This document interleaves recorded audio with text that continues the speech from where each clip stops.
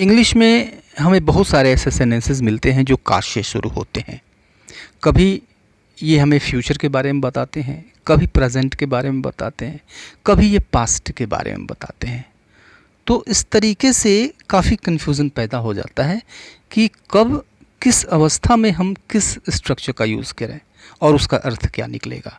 तो ये सारी जितनी उलझनें हैं यह वीडियो के अंत तक दूर हो जाएंगे, सारी कन्फ्यूजन्स दूर हो जाएंगे।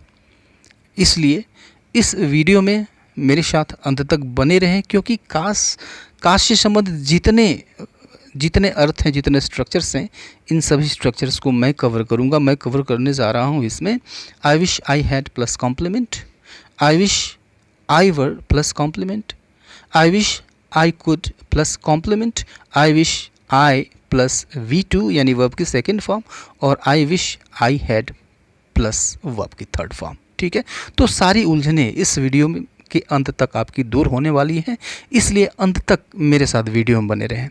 वीडियो पसंद आता है तो इसको लाइक ज़रूर कर दें, अपने फ्रेंड्स को शेयर कर दें तो ये और अच्छी बात होगी, और चैनल सब्सक्राइब अब तक नहीं किया है तो इसको सब्सक्राइब करते चलें। तो आइए हम वीडियो को शुरू करते हैं और फर्स्ट स्ट्रक्चर लेते हैं I wish I had plus complement. ठीक है, तो हम बात कर रहे थे काश से शुरू होने वाले चीज़ों, काश से शुरू होने वाले सेंटेंसेस की। जैसे आपको बहुत सारे ऐसे सेंटेंसेस मिलते हैं जिसमें आप कहते हैं यार काश मेरे पास यह होता, काश मेरे पास वह चीज़ होती, काश मेरे पास एक चमचमाती हुई कार होती, काश मेरे पास एक बंगला होता। ठीक है, तो हम होता की बात कर रहे हैं। ठीक है, यह कंप्लीट इमेजिनेशन है, राइट। हम कल्पना लोक में गोते लगा रहे हैं कि काश मेरे पास यह चीज़ होती। ठीक है, तो अगर आप ये बताना चाहते हैं कि काश मेरे पास यह चीज़ होती, आप अपने पास यह चीज़ रखते, तो उस कंडीशन में हम यूज़ करते हैं I wish I had plus complement. ठीक है, यहाँ पर कॉम्प्लीमेंट वह चीज़ होगी जिसके पास होने की बात की जाएगी। ठीक है, जैसे देखिए I wish I had more time, I wish I had more time यानी काश मेरे पास ज़्यादा समय होता। ठीक है नहीं, होता। ठीक है, कल्पना है, इमेजिनेशन है। ठीक है, मेरे पास ये चीज़ होता, काश मेरे पास समय होता और समय होता।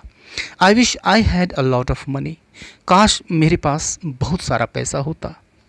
I wish I had a big house, काश मेरे पास एक बड़ा सा घर होता। ठीक है, तो यह काश की बात है, कंप्लीट इमेजिनेशन है, कोरी कल्पना है, हम कल्पना लोक में विचरण कर रहे हैं। ठीक है, I wish I had everything, काश मेरे पास सब कुछ होता, लेकिन ऐसा होता तो नहीं है।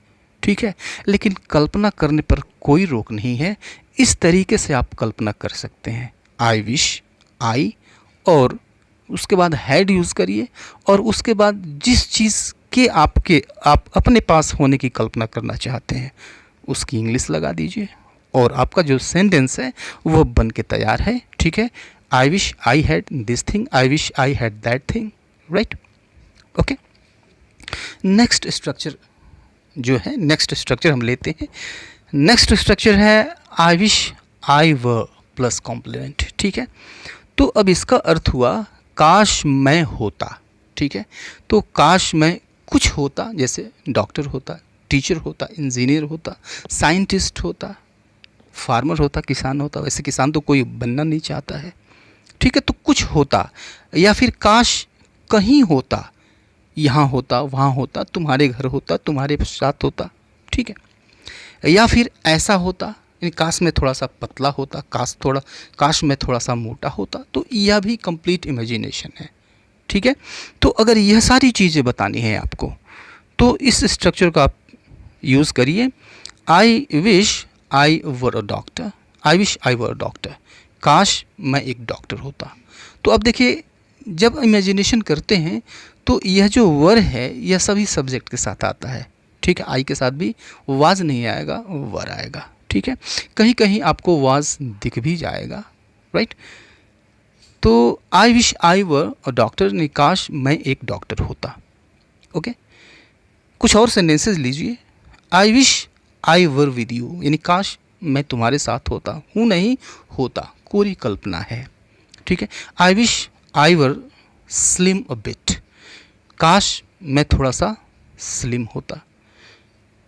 इस एग्जाम्पल को देखिए, I wish I were your teacher, I wish I were your teacher यानी काश मैं तुम्हारा टीचर होता, अध्यापक होता। ठीक है, तो यहाँ पर तीन चीज़ें कि कुछ होता, या फिर कहीं होता, किसी जगह होता, या फिर ऐसा होता, मोटा होता, पतला होता, दुबला होता, लंबा होता, नाटा होता, तो ऐसे होता। ठीक है, कोई कल्पना आप कर रहे हैं, ऐसा होता विश कर रहे हैं, राइट। नेक्स्ट स्ट्रक्चर देखते हैं, I wish I could plus verb की थर्ड फॉर्म।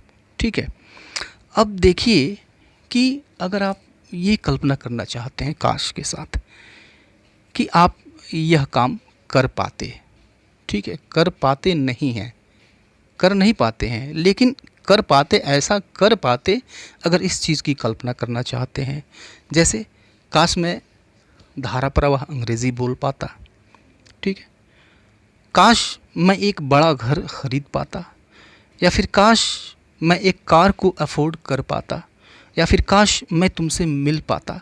ठीक है, तो कर पाता अगर इस तरह का अर्थ लेना है तो आप इस स्ट्रक्चर का यूज़ करते हैं। एग्जाम्पल देखिए, यह और ज़्यादा क्लियर हो जाएगा। आई wish I could speak English fluently, I wish I could speak English fluently यानी काश मैं धारा प्रवाह अंग्रेज़ी बोल पाता। इस दूसरे एग्जाम्पल को देखिए, I wish I could by a house, काश मैं एक घर खरीद पाता। ठीक है, इस एग्जाम्पल को देखिए, I wish I could afford a car, I wish I could afford a car यानी काश मैं एक कार अफोर्ड कर पाता। ठीक है, और एक और एग्जाम्पल देखिए ताकि कहीं कोई कसर न रह जाए, I wish I could meet you, I wish I could meet you यानी काश मैं तुमसे मिल पाता। ठीक है, तो आई विश आई कुड और वर्ब की फर्स्ट फॉर्म यानी काश मैं ऐसा कर पाता। ठीक है, ये बात बतानी है, तो यह स्ट्रक्चर यूज़ किया जाता है।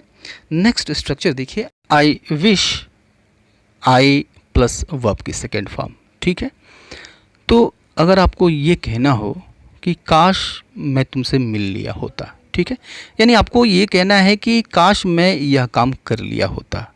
ठीक है, काश मैंने थोड़ा सा पढ़ लिया होता, काश मैंने थोड़ा सा अभ्यास कर लिया होता, काश मैंने थोड़ा सा कठिन परिश्रम कर लिया होता। अगर इस तरह की चीज़ बतानी है तो यह स्ट्रक्चर यूज़ किया जाता है। एग्जाम्पल देखिए, I wish I met you, काश मैं तुमसे मिल लिया होता। I wish I spoke to you यानी काश मैंने तुमसे बताया होता। I wish I came here on time, I wish I came here on time यानी काश मैं यहाँ पर समय पर आया होता। ठीक है, तो जब आपको ये बताना हो कि काश मैंने ऐसा कर लिया होता, ठीक है, तो यह स्ट्रक्चर यूज़ किया जाता है। और हम लास्ट स्ट्रक्चर देखते हैं। लास्ट स्ट्रक्चर है I wish I had plus verb की थर्ड फॉर्म। ठीक है, तो इसका जो कमोबेश अर्थ है वह पीछे जैसा ही है, लेकिन ये रिग्रेट शो करता है, पछतावा शो करता है। ठीक है, यानी आप पास्ट की बात कर रहे हैं, वह काम आपने किया नहीं और उस चीज़ के लिए आप पछता रहे हैं। ठीक है, रिग्रेट कर रहे हैं। To show, if you want to show your regret show करना चाहते हैं तो इस स्ट्रक्चर का यूज़ किया जाता है। जैसे देखिए कि I wish I had spoken to you, I wish I had spoken to you यानी काश मैंने तुमको बता दिया होता। ठीक है, बताया नहीं, पास्ट की बात हो चुकी है, समय निकल चुका है, लेकिन अब पछतावा है, काश मैंने तुम्हें बता दिया होता, ये पास्ट की बात हो गई। ठीक है, I wish I had saved money यानी काश मैंने पैसे बचाए होते। ठीक है, तो पछता रहा है। ठीक है, पछतावा हो रहा है कि काश मैंने पैसे बचाए होते तो फिर कोई दिक्कत नहीं होती, लेकिन समय निकल चुका है, पैसा बचाया नहीं, पास्ट की बात हो चुकी है। I wish I had not met you यानी काश मैं तुमसे न मिला होता। ठीक है, तो मिल लिया है। ठीक है, न मिलने का जो है समय है वो निकल चुका है, पछतावा है, काश मैं तुमसे न मिला होता। ठीक है, I wish I had gone there that day. I wish I had gone there that day, यानी काश उस दिन मैं वहाँ पर गया होता। ठीक है, तो जब आप रिग्रेट शो करना चाहते हैं, पछतावा शो करना चाहते हैं किसी ऐसे काम को जो कि आप किए होते या फिर नहीं किए होते, ठीक है, अब उसके लिए आप पछता रहे हैं। ठीक है, यानी कोई काम कर लेना चाहिए था जो कि आपने किया नहीं। ठीक है, और उस चीज़ के लिए आपके लिए पछतावा है, काश मैंने यह कर लिया होता, काश मैंने पैसे बचाए होते, काश मैंने तुमसे बता दिया होता। ठीक है, रिग्रेट है। तो ये काश वाला स्ट्रक्चर है। उम्मीद है कि यह वीडियो आपको काफ़ी पसंद आया होगा, सारी चीज़ें समझ में भी आई होंगी। तो अभी के लिए इतना ही, मिलते हैं नेक्स्ट वीडियो में, तब तक के लिए good bye and take care.